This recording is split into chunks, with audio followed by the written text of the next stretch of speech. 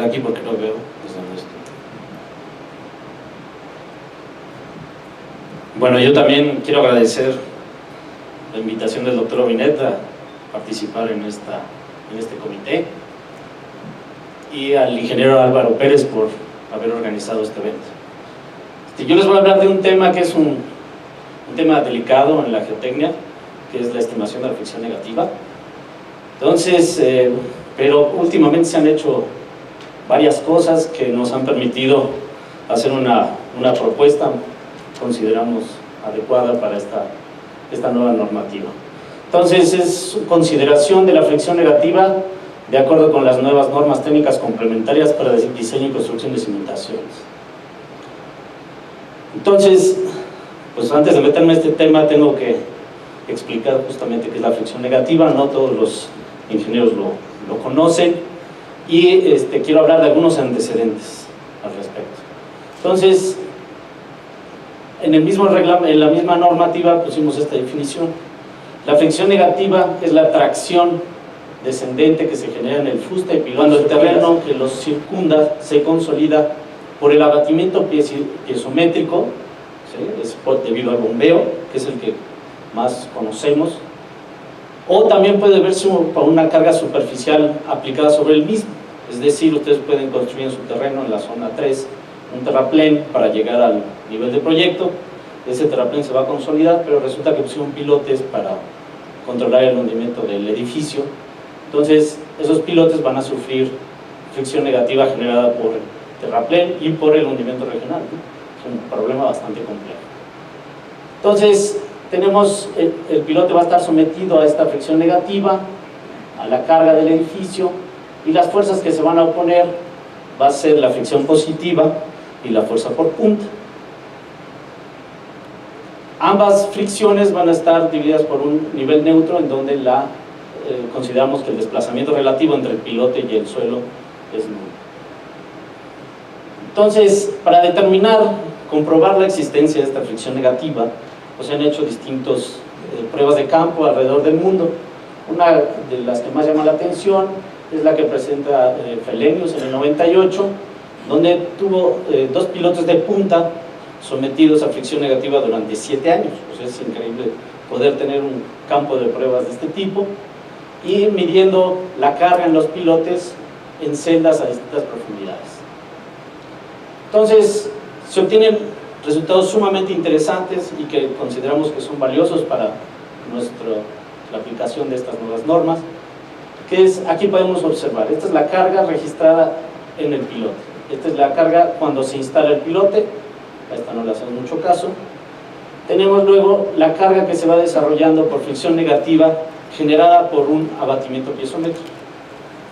Entonces vemos que en un periodo de un poco mayor de un año se genera toda esta carga, digamos, el suelo se cuelga del pilote, entonces la carga en el pilote se incrementa y luego el pilote transmite la carga al suelo y se disipa a través de la fricción positiva y a través de la punta. ¿Qué es de los resultados más interesantes reportados? Es que cuando ellos aplican una carga al pilote, todos pensaríamos que la carga máxima en el pilote se incrementaría. Pues no es lo que sucede. Lo que sucede es que la fricción negativa que se había generado se sustituye por esa carga externa que se aplica sobre el pilote. Vemos que prácticamente la fricción negativa desaparece y es sustituida por esta carga. Se vuelve a dejar consolidar el suelo y se vuelve a desarrollar fricción negativa. Y se vuelve a colocar otra carga y otra vez la fricción negativa es sustituida por la carga e inclusive la dirección de la fricción cambia de signo, se vuelve positiva. Otro resultado de investigación similar por Bososuk en el 1981 genera también un pilote sometido a fricción negativa, en este caso es por un terraplén, y está instrumentado, lo dejan 10 años que se desarrolla la fricción negativa. Entonces, estos son los resultados. Pueden ver ustedes que después de 10 años, esta es la carga axial en el pilote. Vemos la generación de fricción negativa, bastante fuerte. Y luego, lo interesante es que se desarrolla una prueba de capacidad de carga del pilote.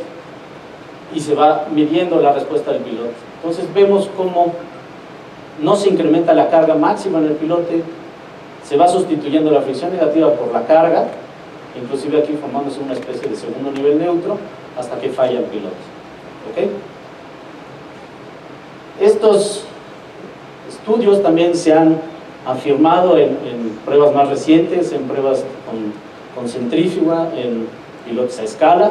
Se vuelven a obtener los mismos resultados, pilotos sometidos a fricción negativa, cargas externas aplicadas, y cómo se sustituye la fricción negativa por esas cargas.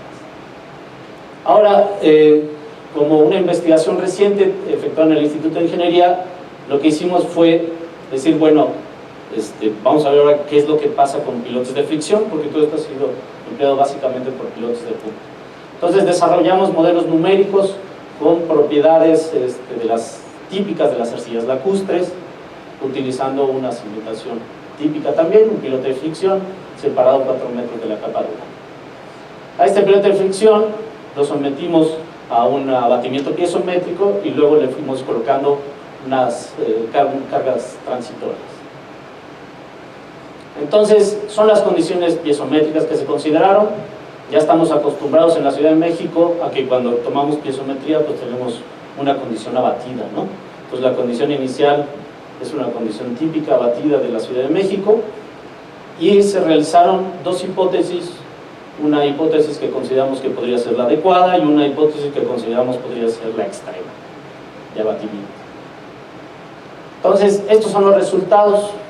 Entonces, podemos ver, este es el estado inicial del pilote debido a su propio peso, y vamos induciendo el bombeo, el abatimiento piezométrico, y vamos viendo cómo se va pareciendo esto a los ensayos de campo. Vemos la generación de fricción negativa en este pilote de fricción, la generación de fricción positiva y la carga por punto, y el desarrollo de un nivel neutro. Luego a este pilote lo sometemos a una carga externa. Esa carga externa la vamos incrementando, es una carga transitoria, lo hacemos todo en condiciones no drenadas, y vamos viendo cómo la fricción negativa va siendo sustituida por esta carga transitoria, y se va generando un segundo eje neutro muy parecido a lo reportado por Bossazur.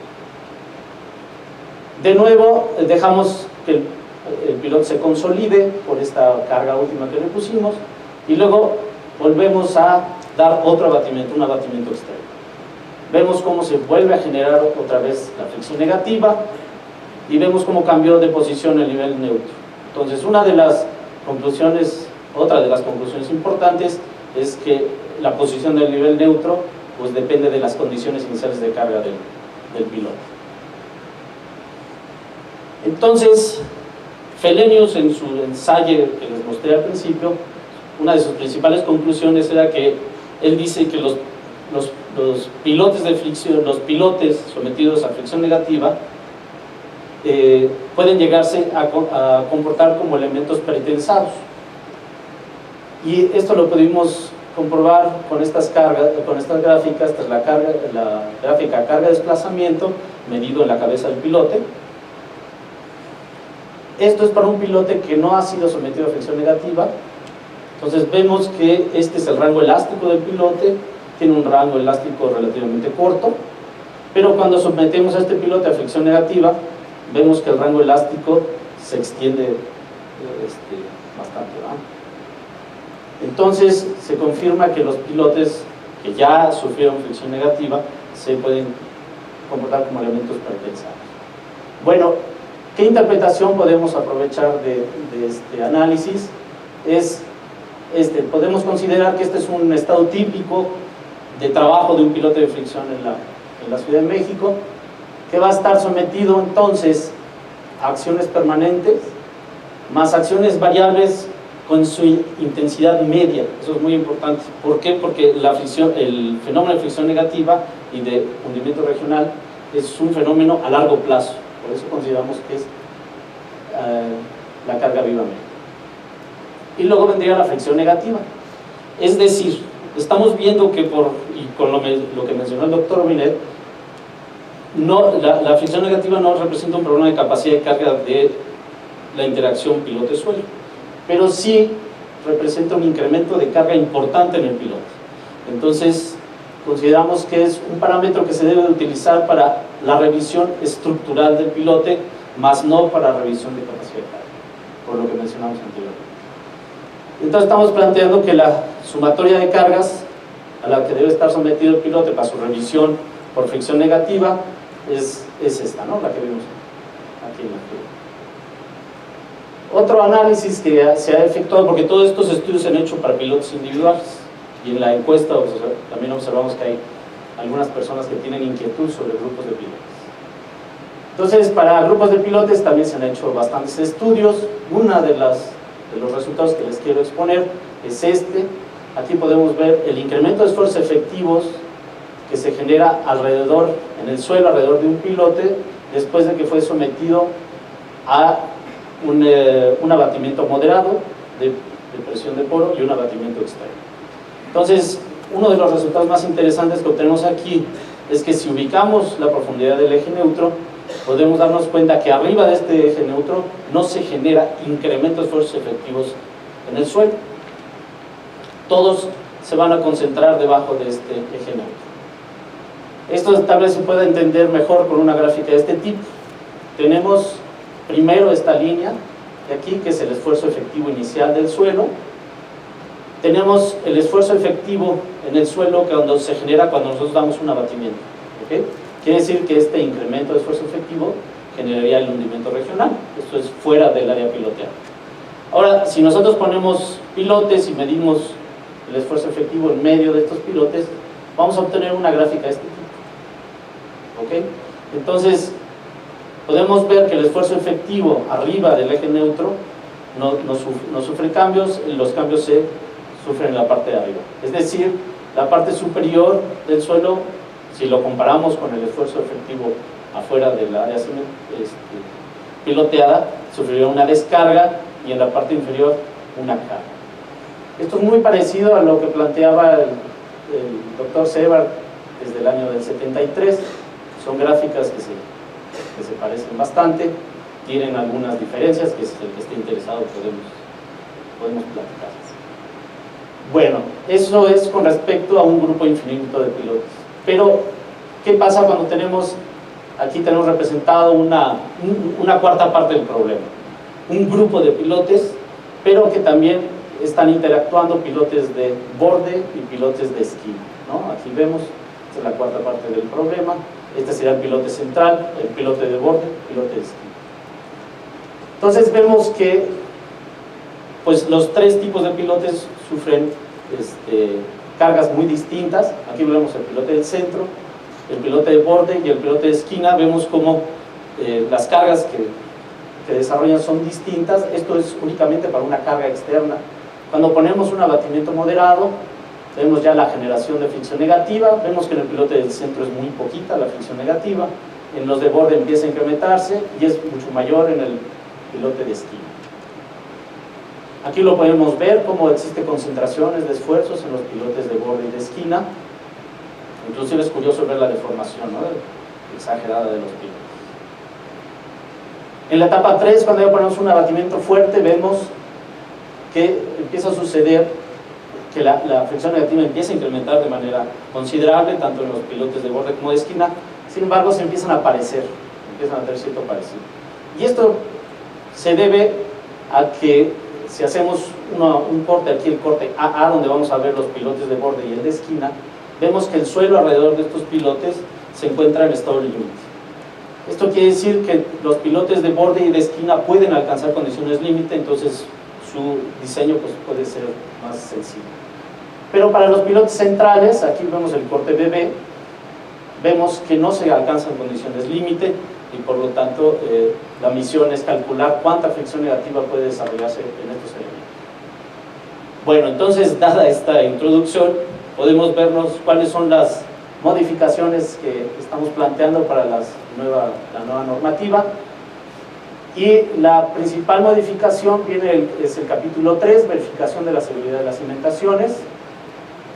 Y empezamos con el inciso 3.1, acciones de diseño. Por lo que platicamos anteriormente, en la versión actual, en el primer tipo de combinaciones donde se incluía la fricción negativa, ¿no? Entonces decía, se incluyen los efectos del hundimiento regional sobre la cimentación, incluyendo la fricción negativa. Como estamos hablando de que se tiene que verificar capacidad de carga estructural, pero no del suelo, y que además la carga es la carga viva media, entonces no podemos poner aquí la fricción negativa, tenemos que quitarlo y tenemos que generarle un nuevo inciso. Vamos a generar el inciso C, que va a ser justamente la fricción negativa, que se incluye el siguiente comentario: en el caso de cajones de cimentación, estructuras permanentes del sistema de retención para las excavaciones, cimentaciones profundas construidas en las zonas 2 y 3 o en rellenos compresibles de la zona 1, deberá tomarse en cuenta la fricción negativa que puede desarrollarse en sus paredes.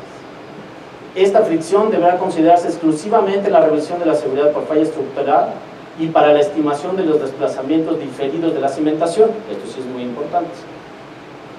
Es decir, hay que calcular los asentamientos o las posibles emersiones que puedan generar. Para el caso de pilotes o pilas, el procedimiento recomendado para estimación de fricción negativa se presenta en el inciso 353. Quiere decir que vamos a proponer un procedimiento para su cálculo.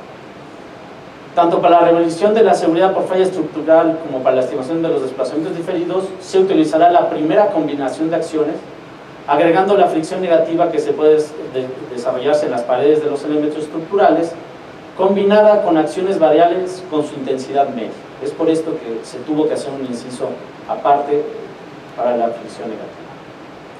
Entonces viene un inciso, el inciso 353, que viene la estimación de la fricción negativa, y va a ser acompañado de la primera figura esquemática que va a traer la normativa, que va a ser esta, donde se va a incluir la definición de fricción negativa y el siguiente comentario, que es: siendo la estimación de la fricción negativa un problema complejo, es recomendable recurrir a la modelación numérica explícita del problema. Esto es muy importante. Ya tenemos modelos numéricos muy avanzados, comerciales, modelos comerciales muy completos, que pueden emplearse para esta estimación, ya que son muchos los parámetros que intervienen, y es lo que más miedo les da a los diseñadores, ¿no? En esta modelación se deberá adoptar una hipótesis conservadora en cuanto a la evolución previsible de la consolidación del subsuelo. Bueno, alternativamente, si no se cuenta con modelos numéricos, nosotros damos una metodología que podría emplearse, y se divide en 4 tipos básicamente de pilotes, ¿no? Entonces, la magnitud de la fricción negativa deberá considerarse nula cuando la combinación de las acciones, que ya las hemos mencionado, sea igual o mayor a la capacidad de carga del pilote o pila, considerando un factor de resistencia unitario. Esto quiere decir que si nosotros tenemos una cimentación que tuvimos que agregarle solamente algunos pilotes para el control de hundimientos, y estos pilotes son tipo de fricción, entonces lo más probable es que la capacidad de los pilotes no sea suficiente y se desarrolle por completo la fricción positiva. Entonces, en este caso se desprecia la fricción negativa. Tenemos el segundo caso, en caso de pilas o pilotes apoyados sobre un estrato duro. Esa es la nueva forma en que vamos a hablar sobre pilotes o pilas de punta, ¿no? Con separación S o ancho B, deberá considerarse que la magnitud de la fricción negativa será igual a la capacidad de carga por adherencia lateral, ¿okay?, considerando los coeficientes de reducción que proponemos en esta tabla, que han sido obtenidos de ensayos de grupos de pilotes, y que pues, ustedes podrán ver. Por ejemplo, si tienen un pilote individual, pues ese factor pues, será de 1, ¿no? Se considerará por completa el desarrollo de la fricción negativa. Para los pilotes de esquina, pues son más altos, y si la separación es mayor, pues será más alto el factor de borde. Y para los pilotes interiores, el tercer tipo, digamos que es el tercer tipo más, vamos a ponerlo entre comillas para que nadie se asuste, más complejo de diseñar, que son las pilas o pilotes internos que no alcanzan a apoyarse en un estrato duro, es decir, los pilotes de fricción. La magnitud de la fricción negativa deberá estimarse por tanteos variando la profundidad del nivel neutro Z0 hasta que se cumpla con la siguiente ecuación. Entonces es cuando es necesario recurrir a esta figura que ya la he explicado anteriormente. Entonces debe de cumplirse esta ecuación, que la carga que transmite cada pilote más la fricción negativa tiene que ser igual a la fricción positiva más la capacidad por punto. La fricción positiva será entonces la capacidad, para fines prácticos, la capacidad por adherencia del pilote desde la profundidad del eje neutro hasta su punta. Y la fricción negativa, habrá que escoger el mínimo de estos dos valores. Esto puede hacerse de una manera sencilla en una hoja de Excel, me puedo imaginar. Y se deberá de escoger uno de estos mínimos valores, ya sea la capacidad límite por fricción negativa, que vaya del eje neutro hasta la profundidad del cajón o de la estructura que se trate, y el delta sigma Z0 por el área tributaria. El delta Z sigma 0 es este valor de aquí, es este incremento de esfuerzo, que se obtiene de manera muy sencilla. Está el esfuerzo efectivo que se está considerando que se va a desarrollar a futuro fuera de la zona cimentada, y el esfuerzo efectivo inicial del medio. Entonces la diferencia de estos dos es que nos va a dar este delta sigma Z para la altura del Z0 que estemos considerando. Entonces cuando se cumpla esta ecuación, ustedes ya encontraron la profundidad del eje neutro y por tanto ya encontraron el valor de esta fricción negativa. Nada más para recordar que este delta sigma Z0 puede deberse también a una carga externa, ¿no?, generada por un terraplén, ¿no? Entonces, si es el caso, entonces deberían de incluir aquí el diagrama de esfuerzos generados por esa carga, ¿no? Y por último, para el caso de pilas o pilotes perimetrales o independientes que no alcanzan a apoyar su punta en un estrato duro, ¿sí? Ya hablamos de los pilotes centrales, ahora hablamos de los perimetrales.